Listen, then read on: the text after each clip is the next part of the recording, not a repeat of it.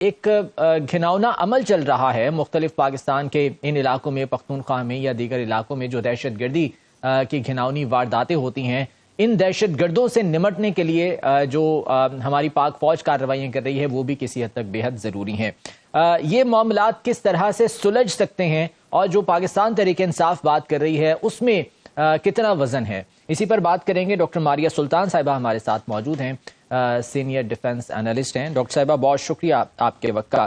سب سے پہلے تو یہ فرمائیے گا کہ اس وقت جو پختونخوا کے مختلف علاقوں میں دہشت گردی ہو رہی ہے، یہ جو حالیہ لہر ہے جس کے خلاف پاک فوج بھی کارروائیاں کر رہی ہے، اس کی وجہ کیا ہے؟ کیا علاقائی جو صورتحال ہے اس کے ساتھ یہ معاملات جڑے ہیں، یا اگر عالمی حالات کی بات کی جائے تو اس کا بھی یہ امپیکٹ ہو سکتا ہے؟ دیکھیں، اس وقت مسئلہ دراصل یہ ہے کہ پاکستان جیسے جیسے اقتصادی ترقی کی طرف جا رہا ہے تو ہمیں بہت سارے سیکیورٹی چیلنجز کا سامنا ہے، اور جو خاص طور پہ بنیان المرصوص کے بعد ہندوستان کی طرف سے ہمیں دیکھنے میں نظر آئے ہیں، جہاں انہوں نے غیر روایتی عناصر کو استعمال کیا ہے پاکستان کے اندر غیر مستحکم صورتحال کو جگہ دینے کے لیے۔ تو ظاہر ہے اس وقت مذاکرات آپ دشمن سے تو نہیں کر سکتے ہیں، اور دشمن بھی یہ کوئی آپ کے اپنے لوگ تو نہیں ہیں جو یہ کام کر رہے ہیں، یہ وہ لوگ ہیں جو خوارج ہیں، یہ وہ لوگ ہیں جو خوارج الہندوستان ہیں یا خوارج فتنۃ الخوارج ہیں، جو آپ کے ملک سے باہر نہ صرف پیسے لے رہے ہیں بلکہ اسی کی بنیاد کی وجہ سے یہ تمام کاروائیاں کر رہے ہیں۔ تو آپ کو دو طرح کا کام کرنے ہوں گے، جہاں آپ کو ان کے خلاف سخت عسکری کارروائی یا انٹیلیجنس بیس کارروائی کرنی ہوگی اور افغانستان سے مذاکرات کرنے ہوں گے۔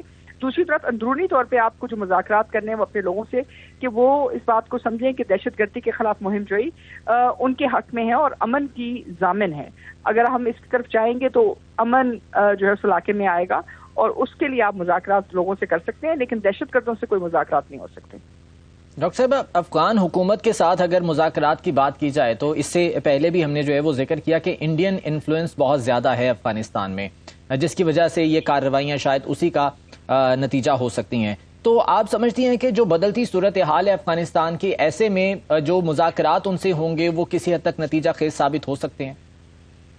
دیکھیے، مذاکرات تو نتیجہ خیز ہو سکتے ہیں، کیونکہ ظاہر ہے اس وقت افغانستان کی حکومت کو بھی ایک بہت بڑا جو ہے ایک چیلنج درپیش ہے، اور وہ چیلنج یہی ہے کہ وہ اس بات کا فیصلہ کریں کہ وہ کس قسم کی ریاست چاہتے ہیں افغانستان کے لیے۔ اگر تو وہ ہمیشہ کے لیے عبوری ریاست رہنا چاہتے ہیں تو پھر یہ کام جاری رکھیں اور دہشت گردی کے ذریعے اپنی دنیا کے اندر جو ہے اپنی ساکھ یا اپنی جو بھی اثر و رسوخ ہے اس کو پھیلائیں۔ لیکن اگر وہ چاہتے ہیں کہ ان کو ایک ذمہ دار ریاست کے طور پہ دیکھا جائے، یا وہ چاہتے ہیں کہ ان کو دنیا جو ہے اب عبوری حکومت کے طور پہ نہ دیکھے اور ان کو ایک سنجیدہ حکومت کے طور پہ دیکھے، تو پھر ان کو کچھ سنجیدہ فیصلے کرنے ہوں گے، اور پہلا سنجیدہ فیصلہ یہی ہے کہ افغانستان کی ریاست جو ہے اگر دہشت گردی کے لیے، علاقائی دہشت گردی کے لیے استعمال ہوگی تو اس کی ذمہ داری افغانستان کو خود اٹھانی ہوگی۔ خیبر پختونخوا حکومت کی اگر بات کی جائے تو ان کا یہ موقف ہے، عمران خان بھی اس حوالے سے جو ہے وہ خاصے پیغامات ان کے سامنے آتے رہتے ہیں کہ یہ دہشت گردی کے خلاف جو کارروائیاں ہو رہی ہیں یہ کسی معاملے کا حل نہیں ہے۔ گنڈا پور نے یہ کہا کہ وہ افغانستان سے بات کرنے کو تیار ہیں، وہ اس حوالے سے معاملات کو آگے لے جانے کے لیے تیار ہیں۔ تو آپ سمجھتی ہیں کہ ایسی صورتحال میں یہ آپشن بھی استعمال کیا جا سکتا ہے؟ دیکھیے، پہلی بات تو یہ ہے کہ ہمیں دو چیزیں سمجھنے کی ضرورت ہے۔ آپ جو ہے مذاکرات طاقت کی بنیاد پہ کرتے ہیں، آپ مذاکرات اس بنیاد پہ نہیں کرتے کہ ایک طرف سے مسلسل آپ کے خلاف دہشت گردی کی کارروائی جاری رہے اور دوسری طرف آپ وہ سہتے رہیں۔ اگر آپ کی عوام کو، آپ کے اداروں کو، آپ کے لوگوں کو دہشت گردی کا سامنا ہے، اور وہ بھی آپ کے اندرون ملک دہشت گردی نہیں ہے، جو بیرون ملک سے جو ہے سپورٹ ہو رہی ہے، فنڈ ہو رہی ہے، تو آپ اس کا کیا جواب دیں گے؟ آپ اس کا جواب یہ دیں گے کہ اگر ہندوستان آپ پہ حملہ کرتا ہے افغانستان کی سرزمین استعمال کرتے ہوئے تو آپ اس کا جواب یہ دیں گے کہ ہم افغانستان میں ہندوستان سے مذاکرات کریں گے، یا آپ اس کا ایک عسکری جواب دیں گے اور اس کے بعد اپنے عوام کو تحفظ میں لیں گے، اپنے میکینزمز کو بہتر کریں گے، اور اس کے بعد یہ بات واضح کریں گے کہ اگر یہ معاملات ٹھیک نہیں کرتے تو جو افغان ریفیوجیز ہیں، جو آپ کا ٹرانزٹ ٹریڈ ہے، جو آپ کے بہت سارے اور مثبت چیزیں ہو سکتی ہیں اگر صحیح طریقے سے چلیں، تو وہ ساری کی ساری افیکٹ ہوں گی۔ تو دیکھیں، یہ تمام چیزیں ظاہر ہے ہمیں دیکھنی ہوں گی اور ہمیں اس بات کا فیصلہ کرنا ہوگا۔ یہ کوئی سیاسی مسئلہ نہیں ہے کہ عمران خان ورسز کوئی اور، یہ ایک قومی مسئلہ ہے اور قومی سلامتی کا مسئلہ ہے۔ لوگوں کی جانیں اس میں جا رہی ہیں، روز کے آپ آپریشنز کر رہے ہیں، تو یہ ایک سنجیدہ مسئلہ ہے جہاں ہمیں سنجیدہ فیصلے کرنے ہوں گے۔ یقیناً نیشنل سیکیورٹی کا یہ ایشو ہے۔ اچھا، یہ جو نیشنل ایکشن پلان تشکیل دیا گیا تھا، آپ کے خیال میں اس پر عمل درآمد کی موجودہ حیثیت کیا ہے، اور اس کو آپ سمجھتی ہیں کہ مؤثر طریقے سے نافذ کیا جا رہا ہے؟ دیکھیں نیشنل ایکشن پلان آپ کا بہت بہتر تھا، لیکن اس کے بعد بہت ساری چیز میں تعطل آ گیا. اس تعطل کی وجہ سے بہت سارے جو ایڈمنسٹریٹو ڈیسیجنز تھے، جو باقی ڈیسیجنز تھے، وہ آپ نے نہیں لیے ہیں. بہت سارے فیصلے جو ہیں 18ویں ترمیم کے بعد صوبائی حکومتوں نے کرنے ہیں. نہ صوبائی حکومتوں نے وہ فیصلے کیے ہیں اور نہ ہی آپ نے اپنی عوام کو کوئی تحفظ دی ہے. تو ظاہر سی بات ہے یہ وہ چیلنجز ہیں جس کے اوپر آپ کو سیاسی مفاد پرستی کی وجہ سے اپنی عوام کی زندگی کو اور ان کی جانوں کو جو ہے اتنا بڑا خطرہ نہیں کرنا چاہیے. اس کے لیے آپ کو ایک مؤثر جواب بھی کرنا چاہیے اور مؤثر طریقے سے آگے بھی جانا ضروری ہے. کیونکہ اگر آپ کی عوام، آپ ان کو تحفظ نہیں دے سکتے ہیں، آپ ان کی سیفٹی اینڈ سیکیورٹی کے لیے نہیں کھڑے ہیں، تو آپ کس حکومت کی نمائندگی کر رہے ہیں؟ تو فیصلے سخت ہیں اور لوگ روز اپنی جانیں دے رہے ہیں. تو اس لیے ہمیں بھی اس بات کو سمجھنے کی ضرورت ہے کہ آپ مسلسل یہ جنگ نہیں لڑ سکتے جب تک کہ ہم قومی سطح کے اوپر کچھ فیصلے نہ کریں. اور قومی سطح میں نیشنل ایکشن پلان میں جو چیزیں رہ گئی ہیں ان پہ سنجیدگی سے کام کرنے کی ضرورت ہے. اور 18ویں ترمیم کے اوپر بھی جو ذمہ داری صوبے کی بنتی ہیں صوبوں کو اٹھانا چاہیے.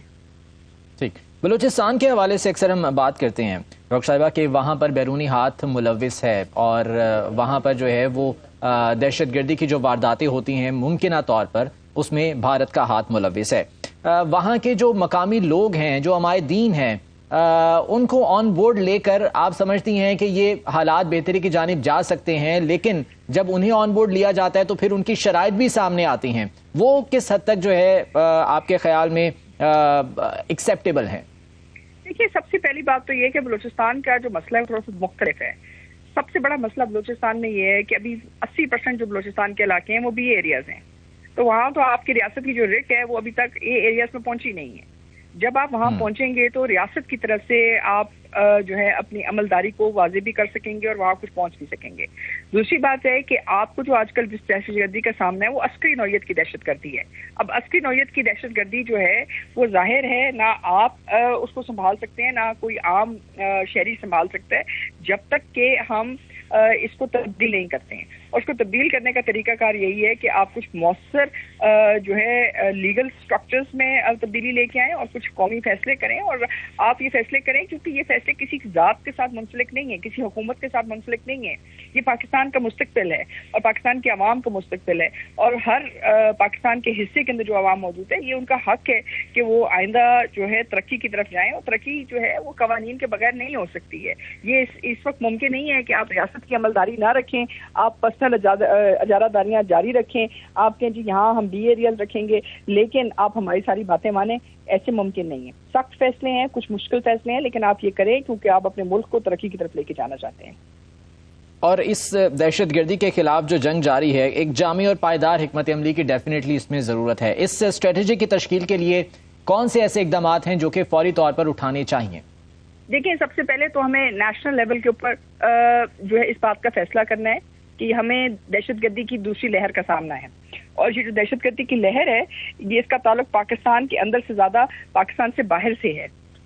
اس لیے اس میں عوام کو جو ہے آپ کو آن بورڈ لینا پڑے گا. دوسرا یہ کہ جو آپ کے ایڈمنسٹریٹو چیلنجز ہیں ان کو دیکھنا ہوگا. آپ انٹیلیجنس بیسڈ آپریشنز کر کے، عسکری آپریشنز کر کے چیزوں کو کلیئر تو کر سکتے ہیں، لیکن اس کے بعد آپ نے ان چیزوں کو بلڈ بھی کرنا ہے. وہاں عوام کو کچھ مواقع بھی فراہم کرنے ہیں تاکہ یہ جگہ نہ ہو کہ جہاں لوگ جو ہیں اپنے آپ کو مطلب دہشت گردوں کے رحم و کرم پہ مطلب اپنے آپ کو پائیں.